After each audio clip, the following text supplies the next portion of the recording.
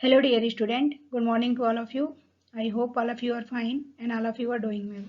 So in last class we have discussed about pets. So I hope that points were clear. Today I am going to discuss about cancer. So let's see its overview.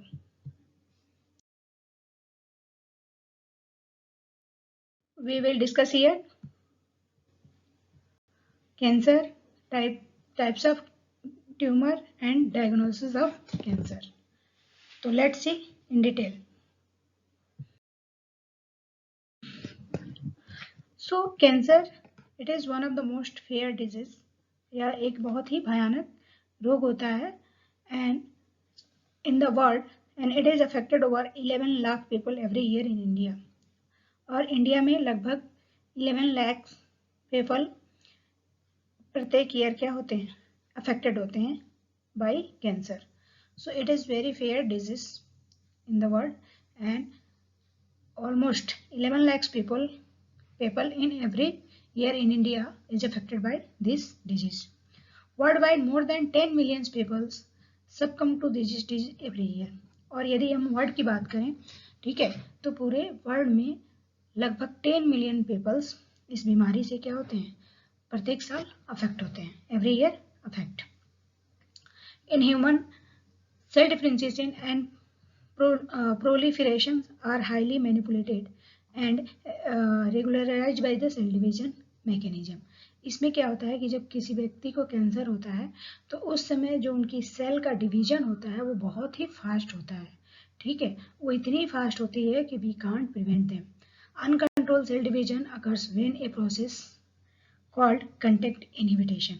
और जब ऐसा कभी कभी cell division आपको पता है कि आपके बॉडी में जब तक सेल डिवीजन नहीं होगा तब तक नए सेल का डेवलपमेंट नहीं होगा या नए सेल का ग्रोथ नहीं होगा.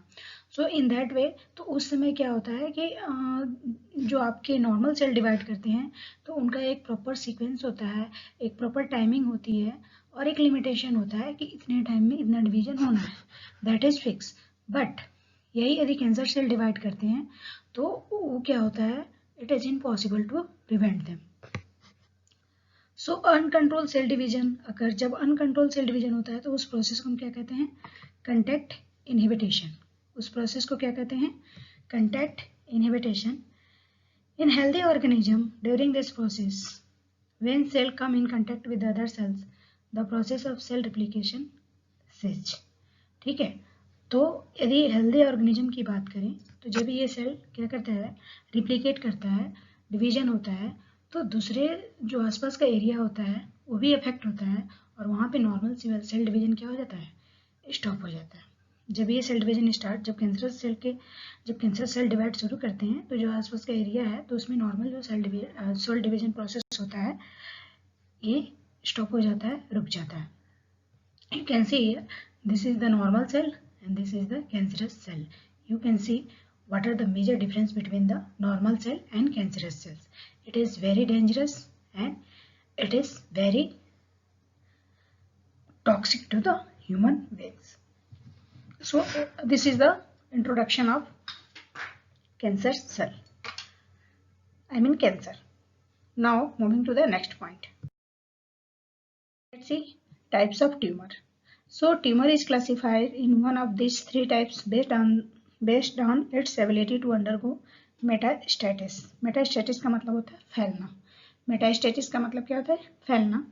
जो ट्यूमर है उसको मेनली 3 टाइप्स पे डिवाइड किया गया है.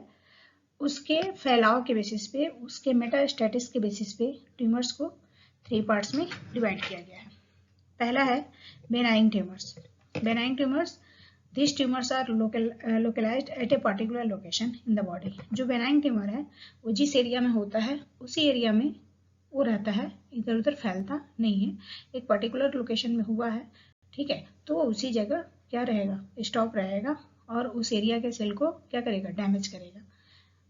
मोreover it does not spread to other parts of the body and it is generally harmless. ठीक है, ये क्या होता है, ये अदर पार्ट जो आपके बॉडी है उसके अदर पार्ट को डिस्ट्रॉय नहीं करता है और मोस्टली हार्मलेस होता है, ज़्यादा टॉक्सिक नहीं होता है and it is not more lethal. ठीक है। तो this tumours are located at a particular location in the body. जो बेनाइन ट्यूमर है एक पर्टिकुलर लोकेशन पे होता है और उसमें क्या होता है कि जनरली आपके बॉडी को अफेक्ट नहीं करता है। However when a benign tumour occurs in area such as the brain they can turn fatal. लेकिन बेनाइन ट्यूमर जो होता है, जैसे आपने देखा होगा बहुत लोग को ब्रेन ट्यूमर हो जाता है, ठीक है, तो वो क्या होता है बहुत ही घातक हो सकता है। Treatment after involve surgery and it does not grow back, ठीक है। और इसका जो मेन ट्रीटमेंट है हम उसको सर्जरी से क्योर कर सकते हैं और सर्जरी करने के बाद से ये दोबारा ग्रो नहीं होगा। सो बेनाइन ट्यूमर मोस्टली ब्रेन में होता है और यदि हम इसको अच्छे टाइम पे इलाज ना करवाएं तो ये फैटल भी हो सकता है, यानी ह्यूमन के लिए घातक भी हो सकता है। और इसका एक ही उपाय है कि हम इसको सर्जरी के द्वारा क्या कर सकते हैं, रोक सकते हैं। इसका जो ट्रीटमेंट है सर्जरी के द्वारा होता है और जब सर्जरी हो जाएगा तो ये दोबारा ग्रो नहीं करेगा। तो this is the benign tumour. Now moving to the next point, let's see malignant tumour. So those tumour are cancerous. ये जो होते हैं कैंसरस होते हैं, meaning that it will grow quickly and spread to other normal tissue of the body। जो malignant tumour होते हैं ये कैंसरस का एक पार्ट है और ये होता है पूरे बॉडी में बहुत ही तेजी से क्या करता है, स्प्रेड करता है। And this ability to spread is called metastasis. और इसी एबिलिटी को हम क्या कहते हैं, मेटास्टेटिस कहते हैं। यानी जब कैंसरस सेल एक पर्टिकुलर लोकेशन में था तो उस समय वो क्या था, बेनाइन ट्यूमर था। और यदि ये एक पर्टिकुलर जगह पे होता है और तुरंत पूरे एरिया को कवर कर लेता है तो this process is known as metastasis और ये मोस्टली कैंसर में पाया जाता है। Usually cancer cells metastasis when it gets into the blood stream और द लिम्फ नोड्स।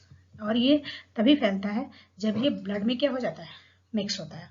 जब आपके ब्लड में ये मिक्स होता है तो उस समय क्या हो जाता है, ये बहुत ही तेजी से मेटास्टेटिस का वर्क करता है या जो लिम्फ नोड है उसमें, and form secondary tumour across various sides of the body.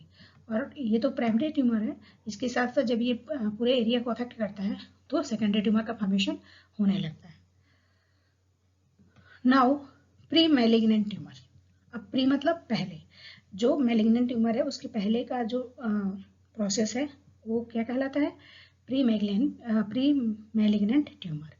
This types of tumour may be benign but it is observed to have the characteristic of malignant tumor। ठीक है, इसमें benign tumour का characteristic हो सकता है, लेकिन कुछ study के बाद से ये भी ऑब्जर्व किया गया है कि इसमें मैलिग्नेंट ट्यूमर के भी कैरेक्टर इन्वॉल्व होते हैं। It may not have metastasized but it has the potential to turn cancerous. ये मैलिग्नेंट ट्यूमर के जैसे फैलता नहीं है।